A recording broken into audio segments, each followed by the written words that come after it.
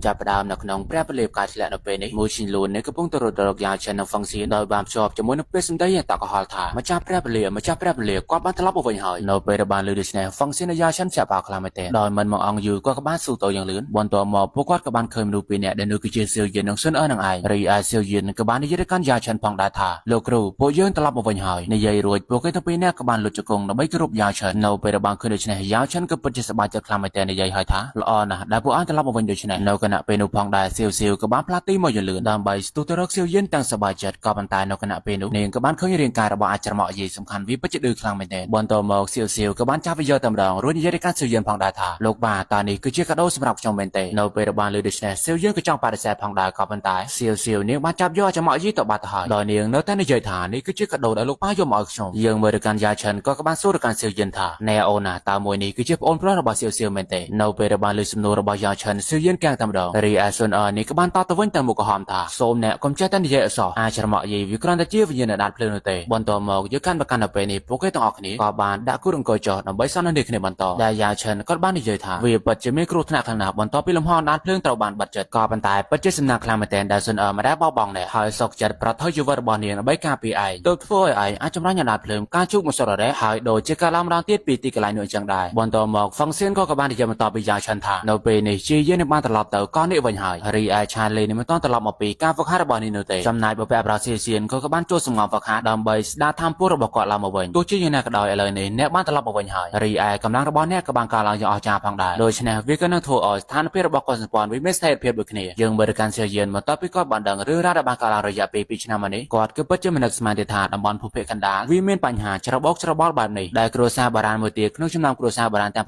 8ដែលជាគ្រួសារស៊ីត្រូវបានបាត់ខ្លួនហើយច្បាស់ណាស់អ្នកដែលបានធ្វើរឿងទាំងអស់នេះគឺជាគ្រួសារហ៊ុនក៏ប៉ុន្តែគ្រួសារគូក៏ត្រូវបានចោទប្រកាន់ចំពោះបញ្ហានេះដូចគ្នារីឯគ្រួសារបារាណផ្សេងទៀតមានតែអាចការពារខ្លួនឯងប៉ុណ្ណោះដើម្បីជៀសវាងអំពីបញ្ហាដូចជាគ្រួសារស៊ីនិងគ្រួសារលីងប្រឡ័យទៅមើលស៊ុនអឺវិញបន្ទាប់ពីទទួលបានព័ត៌មានទាំងអស់នេះនាងក៏ពិតជាមុំមកខ្លាំងមែនទែនរួចនិយាយទៅកាន់សៀវយិនថាបងប្រុសសៀវយិនអរខ្ញុំសូមទោសផងឥឡូវនេះគ្រួសារគូកំពុងតែមានបញ្ហាដើម្បីដោះស្រាយខ្ញុំត្រូវតែត្រឡប់ទៅវិញឥឡូវនេះព្រោះថានាងគឺជាកូនស្រីរបស់ម្ចាស់គ្រួសារដូច្នេះហើយទំនួលខុសត្រូវរបស់នាងត្រូវតែចែករំលែកបញ្ហាជាមួយនឹងសមាជិកគ្រួសារហើយប្រឈមមុខជាមួយនឹងបញ្ហានោះជាមួយគ្នាអញ្ចឹងហើយខ្ញុំស៊ុនអឺមិនអាចនៅជាមួយនឹងបងប្រុសសៀវយិនបានទៀតនោះទេបន្ទាប់ពីពាក្យសម្ដីរបស់ស៊ុនអឺបានបញ្ចប់សៀវយិនក៏បានតទៅវិញថាស៊ុនអឺខ្ញុំនឹងរកអ្នកបង្កបញ្ហានោះបានឆាប់តាមតែអាចធ្វើទៅបានដើម្បីលុបបំបាត់ការចោទប្រកាន់ចំពោះគ្រួសារគូរីឯហ្វឹងសៀនក៏បាននិយាយផងដែរថាពួកយើងទាំងអស់គ្នាគឺជឿជាក់ទៅលើគ្រួសារគូហើយក៏សម្ព័ន្ធវិមានមេឃាក៏នៅខ្លាចទៅជាសម្ព័ន្ធអមតដ៏ខ្លាំងក្លាជាមួយនឹងគ្រួសារគូផងដែរបន្ទាប់មកស៊ុនអឺនេះក៏យល់ព្រមរួចហើយក៏ចាក់ចេញទៅក៏ប៉ុន្តែនៅគណៈពេលនោះសៀវយិនក៏បានរត់តាមដែលបានស្រ័យប្រាប់បន្តទៀតថាស៊ុនអឺខ្ញុំនឹងទៅគ្រួសារគូដើម្បីសូមអ្នករៀបការនៅទីនោះសូមមើលថែខ្លួនឯងឲ្យមានសុវត្ថិភាពហើយរងចាំខ្ញុំបន្ទាប់ពីនិយាយគ្នារួចស៊ុនអឺនេះក៏បានចាក់ចេញទៅសាច់រឿងក៏បានកម្មដល់ទីតាំងមួយកន្លែងដែលនេះគឺជាសាលឋានសួគ៌ដែលជាសាលខ្លាំងបំផុតរបស់ពួកសាវញៀនយើងមើលទៅក្នុងសំណាក់នៃសាមនុស្សអេស្រាចូលម្នាក់នៃសាវញៀនក៏បានយកដំណឹងនៃការត្រឡប់មកវិញរបស់សៀវយិនដើម្បីរាយការណ៍ប្រាប់ទៅកាន់ហ៊ុនមេសឹងនៅពេលដែលបានឮដំណឹងទាំងអស់នេះហ៊ុនមេសឹងចាប់បោកខ្លាំងមែនទែនក៏ប៉ុន្តែកញ្ចាស់មកនៅចិត្តនោះគេក៏បាននិយាយថាហាហាអាក្មេងម្នាក់នេះគឺពិតជាមកតាមពេលវេលាល្អណាស់ម្ដងនេះពួកយើងត្រូវតែសម្លាប់គេឲ្យបានធ្វើដំណើរត្រឡប់ទៅកាន់ព្រះពលិបកាធ្លាក់វិញនៅពេលនេះកូនសិស្សម្នាក់នៃព្រះពលិបកំពុងតែរាយការណ៍ប្រាប់ទៅកាន់យ៉ាងឆិនថាម្ចាស់សម្ព័ន្ធមានអ្វីមួយអាក្រក់កំពុងតែកើតឡើងហើយនៅពេលដែលបានឮដូច្នេះយ៉ាងឆិននិងសៀវយិនក៏បានដឹងថានេះគឺជាស្នាដៃរបស់សាវយានរីឯកូនសិស្សម្នាក់នោះគេក៏បានប្រាប់បន្តទៀតថាទីក្រុងដែលនៅជិតព្រះពលិបកាធ្លាក់បំផុតស្រាប់តែត្រូវបានរួមព័ទ្ធទៅដោយអាបឈាមហើយប្រជាជនទាំងអស់គ្នាដែលនៅក្នុងទីក្រុងមួយនោះត្រូវបានដួលសន្លប់ទៅដោយថ្នាំពុលនៅក្នុងអាបឈាមមួយនោះបន្ទាប់ពីបានទទួលដំណឹងមួយនេះយ៉ាងឆិននិងសៀវយិនមករងចាំយូរក៏បានធ្វើដំណើរទៅកាន់ទីនោះបន្ទាប់ពីពួកគេទាំងពីរនាក់បានទៅដល់ទីនោះមួយសន្ទុះស្រាប់តែមានសម្លេងមួយបន្លឺឡើងមកថាអាក្មេងសៀវយិនរួមទាំងក៏សម្ព័ន្ធវិមានមេឃាពួកយើងនៅមានសមរភូមិស្លាប់រស់នៅក្នុងរយៈពេល3ថ្ងៃទៀតដែលមានទីតាំងនៅលើកំពូលភ្នំបាក់បាយនៅពេលដែលបានឮសម្លេងមួយនេះយ៉ាងឆិននិងសៀវយិនចាប់បោកខ្លាំងមែនទែនតើពួកគេបានកោះហៅយើងដើម្បីប្រយុទ្ធគ្នាមែនទេក៏ប៉ុន្តែសៀវយិនក៏បាននិយាយបន្តជាមួយនឹងទឹកមុខយ៉ាងកាចសាហាវថាហាហារឿងទាំងអស់នេះគឺជាអ្វីដែលខ្ញុំកំពុងតែចង់បានពេលវេលាវាចេះតែដើរទៅមុខរយៈពេល3ថ្ងៃវាក៏បានកន្លងផុតទៅនៅលើកំពូលភ្នំបាក់បាយយើងក៏បានឃើញថាមានអិសរាជជាច្រើនបានប្រមូលផ្ដុំនៅទីនេះដែលពួកគេមកទីនេះដើម្បីទស្សនានៃការប្រយុទ្ធគ្នារបស់កងកម្លាំងធំៗទាំងពីររវាងសម្ព័ន្ធវិមានមេឃាជាមួយនឹងបកពួកនេសាវិញ្ញាណនៅគណៈពេលនោះស្រាប់តែមានធម៌ពលលំហដ៏ធំមួយវាក៏បានបាក់ចេញមករួចហើយអិសរាជជួបប្រមាណអ្នកក៏បង្ហាញខ្លួនដែលមើលទៅធម៌ពលរបស់ពួកគេគឺពិតជាការសាហាវខ្លាំងមែនទែននៅពេលដែលបានឃើញដូច្នេះមនុស្សទាំងអស់គ្នាក៏បានដឹងថានេះគឺជាបកពួកនេសាវិញ្ញាណរីឯមនុស្សទាំងអស់នោះគឺជាហ៊ុនធានឌីរួមទាំងបកពួករបស់គេនឹងឯងដែលគ្នារបស់គេម្ដងនេះមានរហូតដល់7នាក់ឯណោះដែលពួកគេនីមួយៗគឺសុទ្ធតែមានកម្លាំងនៃមហាទេពប្រយុទ្ធរីឯកម្រិតរបស់ហ៊ុនមេសឹងនៅពេលនេះគឺនៅកម្រិតមហាទេពប្រយុទ្ធផ្កាយ5ថ្នាក់កណ្ដាលនៅពេលបានឃើញដូច្នេះមនុស្សទាំងអស់គ្នាក៏បានលាន់មកថាកម្រិតមហាទេពប្រយុទ្ធ7នាក់មែនទេកម្លាំងរបស់បកពួកសាវយិនគឺពិតជាខ្លាំងណាស់ក៏ប៉ុន្តែធម៌ពលលំ មហដល់ខ្លាំងៗមួយទៀតវាក៏បានលើចេញមកដូចគ្នាដែលបានធ្វើឲ្យហ៊ុនមេសឹងឡងមាត់ហើយថា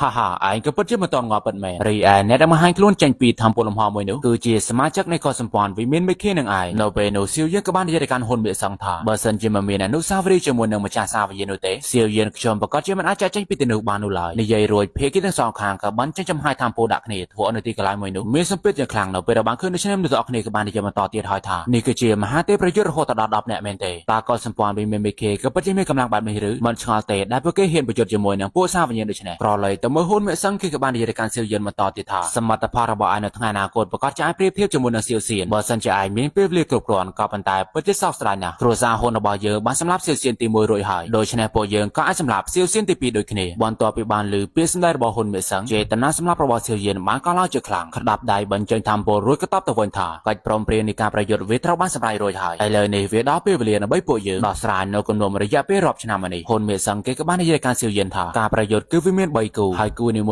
ួយៗគឺជាសមរភូមិនៃសេចក្តីស្លាប់ហើយបើសិនជាភាគីមួយណាយកឈ្នះការប្រយុទ្ធពីរក្នុងចំណោមការប្រយុទ្ធទាំង3វានឹងក្លាយជាអ្នកឈ្នះនៅទីបញ្ចប់បើសិនជាដូច្នេះតើក្មេងឯងហ៊ានទទួលយកការប្រយុទ្ធមួយនេះដែរឬទេរួចហើយសៀវយើងក៏បានតបទៅវិញថាពិតប្រាកដណាស់តើគ្នារបស់ឯងម្នាក់ណានឹងចូលមកមុនគេទៅសូមពួកយើងចាប់ផ្ដើមការប្រយុទ្ធឥឡូវនេះនៅពេលនោះមនុស្សចាស់សក់សក៏បានទៅពេលម្នាក់ក៏បានលើកចេញមករួចក៏បាននិយាយថាហាហាដូចជាការរំពឹងទុកកូនចាស់ចំណុចក្រោយនៃគ្រួសារសៀវដែលតាចាំម្នាក់នេះមានឈ្មោះថាហ៊ុនឈៀនមកនៅពេលរបានឃើញចំហាយតាមពលរបស់គាត់សៀវយើងចាប់អោខ្លាំងមែនទេដោយបានក៏ឃើញចិត្តហើយថាតើកម្លាំងអ្វីទៅហេតុអ្វីបានជាគោភ័យខ្លាចបែបនេះមនុស្សចាស់ម្នាក់នេះយ៉ាងហោចណាស់ក៏ជាកម្រិតមហាទេពប្រយុទ្ធផ្កាយ6ដែរក្រឡេកទៅមើលទៅកាន់សៀវឈិនក៏បាននិយាយទាំងខឹងសម្បាថាហ៊ុនឈៀនមកតើឯងមិនតន់ងាប់ទេមែនទេរួចបញ្ចេញតាមពលរបស់គាត់យ៉ាងខ្លាំងដោយបានភ្ជាប់ជាមួយនឹងពាក្យសម្ដីបន្តទៀតថាមនុស្សសម្រាមដែលបានសុំសេចក្តីមេត្តានៅក្រោមដៃរបស់ម្ចាស់គ្រួសារគឺពិតជាហ៊ានបង្ហាញខ្លួននៅទីនេះមែនទេនៅគណៈពេលនោះហ៊ុនឈិនមកគេក៏បានតទៅវិញថាទោះបីជាសៀវសៀនខ្លាចយ៉ាងណាក៏ដោយក៏គេមិនអាចទៅចេញពីសេចក្តីស្លាប់បាននោះទេមិនចាំបាច់និយាយអំពីគ្រួសារសៀវដែលចិត្តផុតពូជហើយបន្សល់ទុកតែសមាជិកអន់ប្រមាណក្បាលនោះឡើយគ្រួសារហ៊ុនរបស់យើងនៅខ្លាចទៅជាអ្នកឈ្នះនៅក្នុងទីបញ្ចប់នៅពេលរបស់លើដូច្នេះសៀវឈិនក៏ពិតជាខំខ្លាំងមែនទែនក៏ដាប់ដៃបញ្ចេញធម្មពលរៀបបោកការវិបាកទៅហើយក៏ប៉ុន្តែនៅគណៈពេលនោះស្រាប់តែមានមនុស្សម្នាក់ក៏បានលើកចេញមកពាំងផ្លូវរបស់សៀវឈិនរួចក៏បានប្រាប់ទៅកាន់គាត់ថាកញ្ចាស់ម្នាក់នេះទុកឲ្យខ្ញុំជាអ្នកដោះស្រាយមានតែខ្ញុំនោះទេទើបមានការឈ្នះនៅក្នុងការប្រជុំមុខជាមួយនឹងគេម្នាក់នេះហើយអ្នកដែលបាននិយាយនោះដែរគឺជាបុព្វបុរសតូចអាយដលរបស់យ៉ាឈិននឹងឯងដែលការបង្ហាញខ្លួនរបស់គាត់ធ្វើឲ្យអ្នកដទៃទៀតចាប់អោខ្លាំងមែនទែនក៏ប៉ុន្តែបុព្វបុរសតូចក៏បានប្រាប់ថាមិនចាំបាច់ចាប់អោនោះទេបងមសរបស់យើងគឺជាសមាជិកនៃសម្ព័ន្ធវិមានមេឃាដែរដូច្នេះបញ្ហាមួយនេះយើងក៏នឹងដោះស្រាយដូចគ្នាប្រឡ័យទៅមើលអិសរាជជនដែលកំពុងទស្សនាពួកគេក៏បានលន់មកថ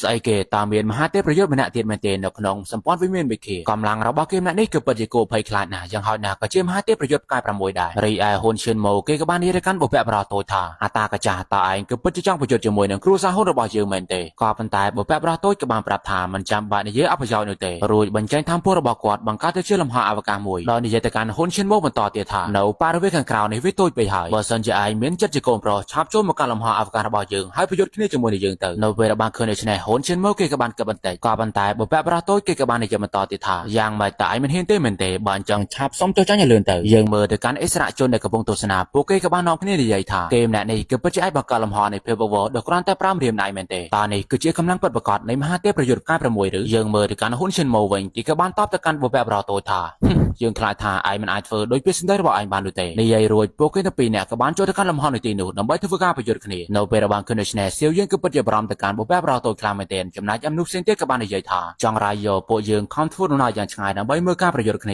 ាហើយតើនេះគឺជាអ្វីដែលយើងទទួលបានមែនទេតើពួកយើងអាចមើលឃើញអ្វីទៅបើសិនជាពួកគេប្រយុទ្ធគ្នានៅទីនោះយើងបង្វែរចំណាប់អារម្មណ៍មើលទៅកាន់បុព្វបុរសសៀវឈិនវិញនៅពេលនេះប្រោដៃរបស់គាត់បញ្ចេញធម្មពលដើម្បីកោះហៅពូថៅឈាមរួចក៏បាននិយាយថាឥឡូវនេះគឺវាដល់ពេលយើងម្ដងហើយរួចកាន់ពូថៅឈាមមនុស្សចង្អុលទៅកាន់តាកាចាស់ម៉ូរួចក៏បាននិយាយថាហ៊ុនម៉ូឆាប់ចេញមកលឿនមកពួកយើងមិនទាន់បានបញ្ចប់ការប្រយុទ្ធនៅក្នុងអាណាចក្រអណ្ដាតភ្លើងនោះទេតើឯងមានចិត្តជាកូនប្រុសដើម្បីបន្តការប្រយុទ្ធនេះដែរឬក៏អត់នៅពេលដែលបានទទួលសំណើមួយនេះហ៊ុនម៉ូគេក៏បានយល់ព្រមមកតមកពួកគេទៅពីរនាក់ក៏បានស៊ូទៅប្រើធម្មពលបោកការវិភារីរៀងខ្លួនដែលតាកាចាស់ម៉ូបានប្រើធម្មពលរបស់គេបង្កើតបានទៅជាសំណាញ់ពីពីនដ៏ធំមួយរីឯបុព្វបុរសសៀវឈិនក៏បានប្រើពូថៅឈាមរបស់គាត់ដើម្បីកាប់ទៅដើម្បីបំបាយសំណាញ់ពីពីនដ៏ស្វិតមនុស្សបណ្ដាលឲ្យនៅទីកន្លែងមួយនោះមានការបំផ្ទុះធម្មពលជាខ្លាំងរីឯការវិភារបស់សៀវឈិនវាក៏បានធ្វើឲ្យសរសៃសរបស់តាកាចាស់ម៉ូវាបានដាច់ពី3សរសៃផងដែរនៅពេលដែលបានឃើញដូច្នេះអ្នកទស្សនាក៏បាននិយាយហើយថាតើគាត់ឈ្នះហើយមែនទេសម្ព័ន្ធវិមានពេកេកំពុងតែរៀបចំទទួលបានជ័យជំនះហើយក៏ប៉ុន្តែស្រាប់តែមានការភ្នែកពណ៌ក្រហមដ៏ធំមួយលើកចេញពីក្រោយតាកាចាស់ម៉ូនៅពេលដែលបានឃើញស្ថានភាពបែបនេះសៀវឈិនគឺពិតជាភ្ញាក់ផ្អើលខ្លាំងមែនទែនហើយនោះដែរគឺជាការភ្នែករបស់សាគីងកូដដ៏ធំមួយចំណែកឯតាកាចាស់ម៉ូក៏បានប្រើវាដើម្បីបោកការវិភាទៅកាន់សៀវឈិនរួចហើយគីងកូដដ៏ធំហ្នឹងវាក៏បានលើកតបាក់សៀវឈិនយកតែម្ដងនៅពេលដែលបានឃើញបច្ ច្ចេកទេសមួយនេះមនុស្សទាំងអស់គ្នាក៏បានដឹងថាវាគឺជាគីងគក់បណ្ដាសាវិញ្ញាណហើយវាបង្កើតឡើងដោយការប្រមូលផ្ដុំវិញ្ញាណជាច្រើនរួមទាំងត្រូវបានចម្រាញ់និងចិញ្ចឹមទៅដោយឈាមទៀតផងហើយមានតែមនុស្សឈួតនោះទេទើបអាចប្រើបច្ចេកទេសបែបនេះដែលវាគឺពិតជាប្រេកផ្សាយខ្លាំងមែនទែនមួយទៅកាន់តែកញ្ចាស់មកប្រើដៃរបស់គេបញ្ចេញថាមពលបន្ថែមទៀតដើម្បីបញ្ជាបច្ចេកទេសមួយនោះនៅក្នុងគោលបំណងចម្រាញ់រាងកាយរបស់សៀវឈិនដែលសកម្មភាពទាំងអស់នេះធ្វើឲ្យសៀវឈិនចាប់អោខ្លាំងមែនទែននិយាយឲ្យថារៀងស្បង់សៀវឈិនត្រូវបានលេបទៅបាហើយស្ថានភាពរបស់ពួកយើងឥឡូវនេះវាមិនសូវល្អនោះទេមើលទៅកាន់ទឹកមុខរបស់សៀវយិនគាត់ក៏បារម្ភផងដែរក៏ប៉ុន្តែគាត់ក៏បាននិយាយថាកុំឆ្លេឆ្លាអីបើបែបរបស់សៀវឈិនគាត់មានបទពិសោធន៍ជាច្រើននៅក្នុងការប្រយុទ្ធពិតប្រាកដបើសិនជាគាត់មិនត្រូវបានឃុំឃាំងទៅដោយអណ្ដាតភ្លើងការជួបអសររៈអរិយៈពេលរាប់ពាន់ឆ្នាំនោះទេនៅក្នុងពេលវេលានេះសូម្បីតែហ៊ុនឈិនមកក៏មិនស័ក្តិសមដើម្បីយួរស្បែកជើងរបស់គាត់ដែរដូច្នេះមិនចាំបាច់និយាយពីហ៊ុនមកនោះទេយើងមើលទៅកាន់ពោះរបស់គីងគក់បណ្ដាសាមួយនោះវាក៏បានបញ្ចេញពលឺយ៉ាងខ្លាំងដែលនេះគឺជាការវិបត្តិរបស់បុព្វបុរសសៀវឈិននឹងឯងនៅពេលដែលបានឃើញដូច្នេះតាកញ្ចាស់មកគេក៏បាននិយាយថាតើឯងកំពុងតែចង់រត់គេចមែនទេវាមិនងាយស្រួលបែបដាំងនោះឡើយរួចហើយប្រើតាមពលរបស់គេបន្ថែមទៀតបញ្ចូលទៅកាន់គីងគក់បណ្ដាសាមួយនោះនៅពេលដែលបានឃើញដូច្នេះហ៊ុនមេសឹងគេក៏បាននិយាយថាហាហាវាគ្រាន់តែជាបញ្ហានៃពេលវេលាប៉ុណ្ណោះមុនពេលដែលសៀវឈិននឹងត្រូវកំចាត់ដូចជាគ្រួសារសៀវទាំងមូលក៏ប៉ុន្តែយើងមើលទៅកាន់សៀវយិនវិញគាត់ក៏បាននិយាយទៅកាន់ហ៊ុនមេសឹងថាតាំងតែពីលោកម្ចាស់សាទំនេរដូច្នេះហើយមិនចាំបាច់ខ្ជះខ្ជាយពេលវេលានោះទេហើយអ្វីបានជាពួកយើងមិនចាប់ផ្ដើមការប្រយុទ្ធជុំទី3ជាមួយគ្នាតែម្ដងទៅនិយាយរួចប្រើលើបួនរបស់គាត់យ៉ាងលឿនស្ទុះទៅរកហ៊ុនមេសឹងចំណែកឯហ៊ុនមេសឹងបញ្ចេញតាមពលរបស់គេដូចគ្នារួចក៏បានតបទៅវិញថាមិនមានបញ្ហានោះទេបើសិនជាអញចង់ងាប់លឿនយ៉ាងនេះហើយយើងប្រកាសជាសប្បាយចិត្តនឹងជួយអញដោយចិត្តស្មោះតែម្ដងក៏ប៉ុន្តែអាក្មេងឲ្យតែយើងឃើញអញយើងតែងតែចង់ចាំនៅពេលវេលាមួយនោះដែលយើងត្រូវបានបញ្ជាឲ្យកំទេចគ្រួសារសៀវទាំងមូលក៏ប៉ុន្តែពិតជាសោកសៅណាស់ដែលមនុស្សស្ថិតនៅក្រោមមកបរបស់យើងតែងតែធ្វើការធ្វើប្រហែសហើយបណ្ដាលឲ្យអញឡើងមកដល់កម្រិតមួយនេះនៅពេលដែលបានលើពាក្យសម្ដីរបស់ហ៊ុនមេសឹងធ្វើឲ្យសៀវយើងខឹងខ្លាំងមែនទែនស្ទុះមកយ៉ាងលឿនប្រើម្រាមដៃរបស់គាត់ដើម្បីបើកការវិភាគទៅក៏ប៉ុន្តែហ៊ុនមេសឹងគេមិនតង់ខ្វល់នោះទេប្រើដៃបញ្ចេញថាមពលដើម្បីទប់ទល់ការវិភាគរបស់សៀវយើងក៏ប៉ុន្តែកម្លាំងរបស់សៀវយើងនៅពេលនេះគឺពិតជាខ្លាំងមែនទែនដែលគាត់គឺពិតជាអាចបំបាយការទប់ទល់របស់ហ៊ុនមេសឹងទាំងងាយស្រួលតែម្ដងហើយខ្ញុំភ្លេចប្រាប់បន្ទាប់ពីសៀវយើងទទួលបានអដាលភ្លើងការជួបអសររៈកម្លាំងរបស់គាត់បានឡើងទៅដល់កម្រិតមហាទេពប្រយុទ្ធផ្កាយ5ថ្នាក់ដំបងបាត់ទៅហើយក្រឡេកមកទៅកាន់ហ៊ុនមេសឹងបន្ទាប់ពីបានឃើញថាមពលរបស់សៀវយើងគេចាប់អោខ្លាំងមែនទែនហើយអ្វីបានជាគេម្នាក់នេះអាចបំបាយការពារថាមពលជារបស់ខ្ញុំទាំងងាយស្រួលដូច្នេះក៏ប៉ុន្តែមកទៅកាន់សៀវយើងគាត់ក៏បាននិយាយថានេះគឺគ្រាន់តែជារឿងតែទួចដែលគួរឲ្យចាប់អារម្មណ៍ប៉ុណ្ណោះបន្តមកវាដល់ពេលវេលាដើម្បីដោះស្រាយបញ្ហារបស់យើងហើយកំហឹងទេវភាពនៃទេខរដូវពណ៌លឿងនិយាយរួចសៀវយើងប្រើដៃរបស់គាត់បញ្ចេញរូបតំណាងពណ៌មានធំមួយដើម្បីត្រៀមបើកការវិភាគដល់ប្រាបច្ចេកទេសកំហឹងនៃទេខរដូវពណ៌លឿងនៅពេលបានឃើញដូច្នេះហ៊ុនមេសឹងគេក៏បាននិយាយថាតើនេះគឺជាការវិភាគដែលប្រើសម្លេងមែនទេអាក្មេងម្នាក់នេះគឺពិតជាមិនធម្មតាពិតមែននិយាយរួចស្រែកមកវាបញ្ចេញបច្ចេកទេសមួយដែលមានឈ្មោះថាការថ្វាយបង្គំវិញ្ញាណ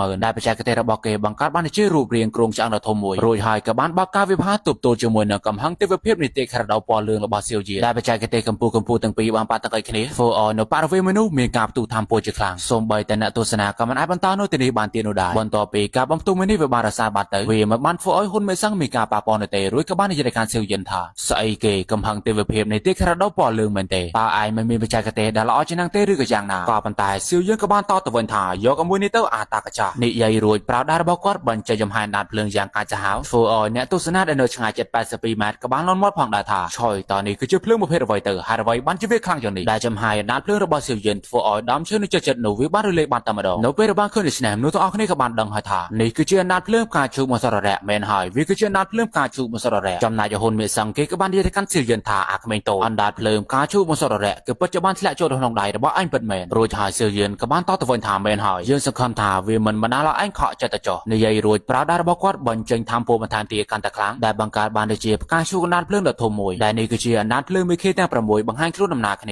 រួចសៀវយិនក៏បានប្រើបច្ចេកទេសកម្ពុជារបស់គាត់ដែលគឺជាកំហឹងព្រះពុទ្ធនៃការចាប់បដិសន្ធិឡើងវិញដើម្បីបើកការវិភាគទៅកាន់ហ៊ុនមេសឹងដែលបច្ចេកទេសរបស់សៀវយិនឥឡូវនេះគឺពិតជាខ្លាំងមែនទែននៅពេលបានឃើញដូច្នេះហ៊ុនមេសឹងគេក៏បានតបទៅវិញថាធ្វើដុំដែលទើបឯងហ៊ានប្រឆាំងជាមួយនឹងយើងដល់គ្រាន់តែការវឹកហាត់20ឆ្នាំរបស់ឯងទៅនិយាយរួចប្រើថាមពលរបស់គេបង្កើតបានដូចជាការពារដែលមានឈ្មោះថាខែលការពារអរិយដើម្បីទប់ទល់ជាមួយនឹងការវិភាគរបស់សៀវយិនរួចហើយក៏បានប្រើពាក្យសម្ដីឌឺដងទៅកាន់សៀវយិនបន្តទៀតថាអាទេរិឆានកម្លាំងរបស់ឯងវាគ្មានរបៀបជាមួយនឹងយើងនោះទេសៀវយិនក៏បាននិយាយផងដែរថាចាំមើលតើនរណាគឺជាអ្នកដែលអាចឈូទ្រាំបានយូរជាងគេទៅក៏ប៉ុន្តែនៅគណៈពេលនោះអាចចំអកយីវាក៏បានលើចេញមកមើលទៅវាហាក់ដូចជាដឹងអ្វីមួយនៅពេលបានឃើញដូច្នេះសៀវយិនក៏បានគិតហើយថាអាចចំអកយីតើឯងមានអារម្មណ៍ដូចជាយើងដែរមែនទេគេម្នាក់នេះហាក់ដូចជាមានអ្វីមួយចម្លែកនៅក្នុងខ្លួនប៉ារបស់គេប្រឡេកទៅមើលការប្រយុទ្ធផ្សេងទៀតនៅក្នុងលំហនៃភាពវឹកវរការប្រយុទ្ធគ្នារវាងហ៊ុនឈិនម៉ូជាមួយនៅបុព្វបុរសតូវាបានធ្វើឲ្យលំហនៃភាពវឹកវររំជួយតែម្ដងដែលទស្សនិកជនទាំងអស់គ្នាក៏ពុំតរងឆាំថាតើនរណាទៅក្នុងចំណោមពួកគេទៅពីរនាក់គឺជាអ្នកឈ្នះតើវាគឺជាហ៊ុនឈិនម៉ូឬគឺជាអិសរាជជននៅមកពីប៉មសតទៅការប្រយុទ្ធនៅតែបន្តមួយសន្ទុះក្រោយមកលំហនៃភាពវឹកវរវាបានផ្ទុះចេញមកតែម្ដងដែលបណ្ដាលឲ្យមហាទេពប្រយុទ្ធផ្កា6ទៅ2នាក់វាក៏បានលើចេញមកមើលទៅ ពួកគេបានរងរបួសរៀងៗខ្លួននៅពេលនោះហ៊ុនឈិនម៉ូគេក៏បាននិយាយថាអាតាកញ្ចាំម្នាក់នេះក៏ពិតជាមានល្បិចខ្លះនៅក្នុងដៃអោរបស់គេរីឯបុព្វបុរសតូចក៏បាននិយាយទៅកាន់ហ៊ុនឈិនម៉ូថាស្ថានភាពរបស់ពួកយើងគឺដូចគ្នានោះទេដែលពួកយើងទាំងពីរនាក់បានរងរបួសជាទាំងមូលរៀងៗខ្លួនហើយភាគីទាំងសងខាងបានអស់កម្លាំងដូចគ្នាដូច្នេះហើយការប្រយុទ្ធនេះអាចចាត់ទុកបានថាស្មើទៅចុះនៅពេលរបស់ឃើញអាយដលរបស់ខ្លួនឯងមានរបួសដូច្នេះយ៉ាងឈិនគឺពិតជាបារម្ភខ្លាំងមែនទែនក៏ប៉ុន្តែបុព្វបុរសតូចក៏បានប្រាប់ថាខ្ញុំមិនអីនោះទេគ្រាន់តែខ្ញុំមិនអាចយកឈ្នះនៅក្នុងការប្រយុទ្ធនេះប៉ុណ្ណោះហើយពួកយើងមិនអាចចាំមើលលទ្ធផលនៃការប្រយុទ្ធរបស់សៀវយៀននិងសៀវឈិននោះទេក្រឡេកទៅមើលសមរភូមិរវាងសៀវឈិននិងហ៊ុនម៉ូនៅពេលនេះនៅទីបំផុតបុព្វបុរសសៀវឈិនក៏អាចទម្លុះចេញពីគង្គមបណ្ដាសាមួយនោះដែលបានធ្វើឲ្យតាកចាស់ម៉ូមានរបួសបន្តិចផងដែរដែលគេក៏បាននិយាយថាហេតុអ្វីបានជារឿងនេះវាអាចទៅរួចចំណែកឯសៀវឈិនឈរចាសង្ហាបញ្ចេញតាមពុញខ្លាំងដល់ជាប់ជាមួយនឹងពូថាឈាមនៅក្នុងដៃរបស់គាត់នៅពេលបានឃើញនៅឆ្នេះមនុស្សទាំងអស់គ្នាចាប់បោខ្លាំងមែនទែននេះគឺជាកម្លាំងមហាទេពប្រយុទ្ធកាយ5ផ្នែកកម្ពុជាហេតុអ្វីបានជាចំហាយតាមពុរបស់សៀវឈិនវាខ្លាំងយ៉ាងនេះយើងមើលកាន់តាកចាស់ម៉ូនៅពេលបានឃើញគង្គមបណ្ដាសារបស់គេមានរបួសដូច្នេះគាត់គឺពិតជាខឹងខ្លាំងមែនទែននិយាយហើយថាយើងបានវឹកហាត់បច្ចេកទេសគង្គមបណ្ដាសាវិញ្ញាណអស់រយៈពេលរាប់ពាន់ឆ្នាំមកហើយហេតុអ្វីបានជាឯងធ្វើវាមានការជឿចាំដូច្នេះសៀវឈិននៅថ្ងៃនេះយើងនឹងប្រយុទ្ធជាមួយឯងរហូតដល់ដង្ហើមចុងក្រោយនិយាយរួចកាចាស់ម៉ូគេក៏បានលោតទៅប្រមមកដើម្បីលេបយកថាមកព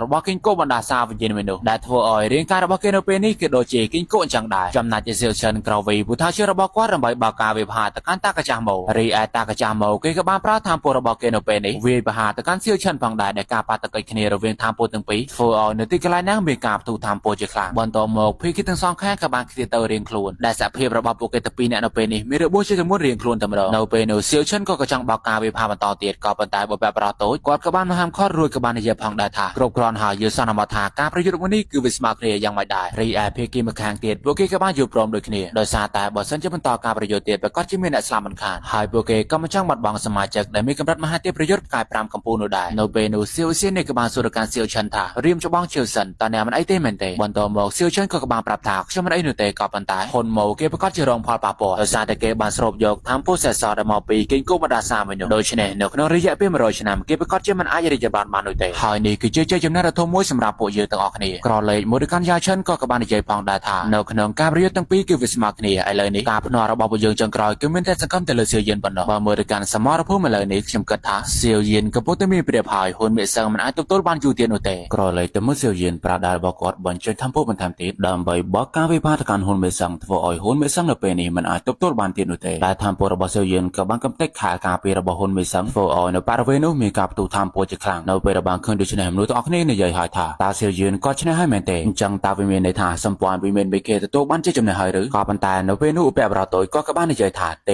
េវាមិនទាន់ឈ្នះនោះទេក្រឡេកមើលទៅកាន់សៀវយៀននៅពេលនេះក៏បាននិយាយថាច្បាស់ណាស់ពិតជាមានអ្វីមួយលាក់នៅក្នុងខ្លួនប្រាណរបស់ហ៊ុនមេសឹងពិតមែនយើងមើលទៅកាន់ហ៊ុនមេសឹងនៅពេលនេះគេកំពុងតែស្រូបយកថាមពលអណ្ដាតភ្លើងរបស់សៀវយៀនធ្វើឲ្យមនុស្សទាំងអស់គ្នារួមទាំងយ៉ាងច្រើនចាប់អាខ្លាំងមែនទេនិយាយហើយថាតើអណ្ដាតភ្លើងការឈូកមិនសរដរបស់សៀវយៀនក៏ពិតជាត្រូវបានស្រូបយកមែនទេចំណែកហ៊ុនមេសឹងបន្តស្រូបយកថាមពលមួយសន្ទុះក្រោយមកការវិភាគរបស់សៀវយៀនហ៊ុនមេសឹងក៏បានស្រូបយកទាំងអស់យើងមើលការការផ្នែករបស់គេមានថាមពលចម្លៃវែងយ៉ាងលិតមិនដល់ខ្វាច់រួចក៏បាននិយាយថាអណ្ដាតភ្លើងការឈូកមិនសរដក៏ពិតជាឆ្ងាញ់ណាស់ក៏ប៉ុន្តែពិតជាសោកស្ដាយដែលនេះមិនមែនជាប្រភពដើមនៃអណ្ដាតភ្លើងគោលបំណងរបស់ខ្ញុំគឺចង់ភ្លុកនៅប្រភពដើមអណ្ដាតភ្លើងរបស់វានៅពេលបានឃើញដូច្នេះសៀវយៀនចាប់អាខ្លាំងមែនទែនបានដឹងហើយថាអត្តចរិតមួយនេះមិនមែនជាកម្មសិទ្ធិរបស់ហ៊ុនមេសឹងនោះទេដែលវាគឺជាធម្មជាតិនៃការលេបតវ៉ាអ្វីគ្រប់យ៉ាងតើវាអាចទេនិយាយមិនតន់ចប់ផងរាងកាយរបស់ហ៊ុនមេសឹងប្រើដារបស់គេបញ្ចេញថាមពលចម្លាច់អ្វីយ៉ាងរួចក៏បានសើចហើយថានេះគឺជាអណ្ដាតភ្លើងលេបតបាក់ដែលមានចំណាត់ថ្នាក់ទី2នៅក្នុងវិជាអណ្ដាតភ្លើងឋានសួគ៌ដែលវាគឺជាសភាវៈដែលអាចលេបតបាក់អ្វីគ្រប់យ៉ាងនៅក្នុងពិភពលោកមួយនេះយើងមើលទៅរាងកាយរបស់អណ្ដាតភ្លើងលេបតបាក់វាពិតជាមានអំណាចខ្លាំងមែនទែនចំណែកហ៊ុនមេសឹងគេក៏បាននិយាយថាកុំអារម្មណ៍អីលោកម្ចាស់អណ្ដាតភ្លើងលេបតបាក់អណ្ដាតភ្លើងការឈូកវសរៈដែលមានរសជាតិឆ្ងាញ់មួយនេះលោកម្ចាស់អាចលេបតបាក់វាច្រើនប៉ុណ្ណាក៏បានដែរនៅពេលបានឃើញដូច្នេះសៀវឈិនក៏បាននិយាយថាកម្លាំងរបស់សៀវយៀនមកខ្លាំងដូចជាម្ចាស់សាវិញ្ញាណនោះទេចំណែកឯកម្លាំងរបស់អណ្ដាតភ្លើងការឈូកវសរៈក៏វាមកខ្លាំងដូចជាអណ្ដាតភ្លើងលេបតបាក់នោះដែរនៅពេលបានលើពីស្នេហ៍របស់សៀវឈិនបើបែបរត់ទៅក៏បាននិយាយតាមបារម្ភថាអញ្ចឹងតើសម្ព័ន្ធវិមានមេខេនឹងចាញ់នៅក្នុងជុំទី3មែនទេក៏ប៉ុន្តែមើលកាន់សៀវយៀនក៏ហាក់ដូចជាដឹងអ្វីយ៉ាងរួចក៏បាននិយាយទៅកាន់ហ៊ុនមេសឹងថ